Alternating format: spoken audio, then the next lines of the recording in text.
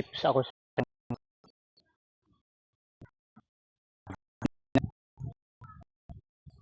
mga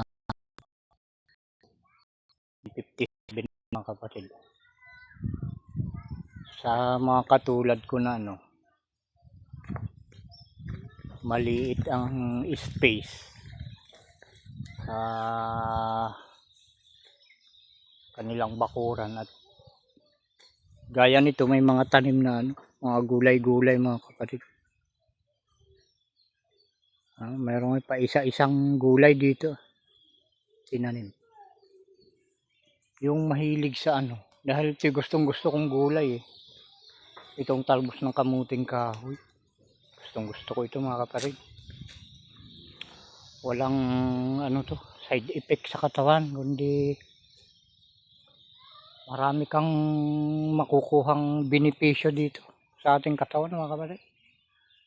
Ayan may counting tips ako sa inyo kung gusto nyo gaya nito. Kung gusto nyong dumami pa yung talbos niya, ganito lang gawin nyo mga kapatid. Ayan ito pinutol ko. Sinagad kong kinuha itong kanito. Talagang pinutol ko, tinanggal ko ng ganun.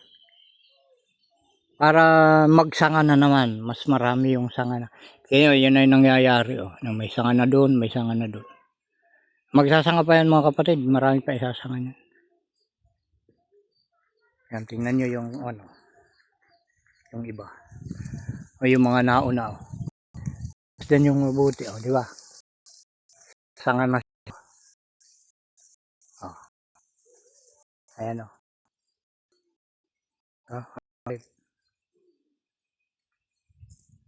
ilang sanga na siya? 3.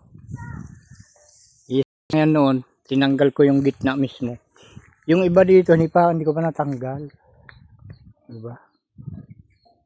Kalahati lang tinanggal ko.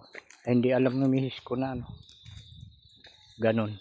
Kapag sila nangungunoon, ito lang ganito ang kinukuha nila. Ito lang. Panabinong ko. Hindi na kinukuha yung sintro. Kasi ang tinuro ko sa kanila na yung gitna mismo ang tanggalin para magsanga ng marami. Kaya kumakapal na mga kapatid. Yan ganyan din yung gawin nyo sa inyo. Para ito isang libreng ulam na rin natin. Ayan. Kapal na kapal na yung talbos niya.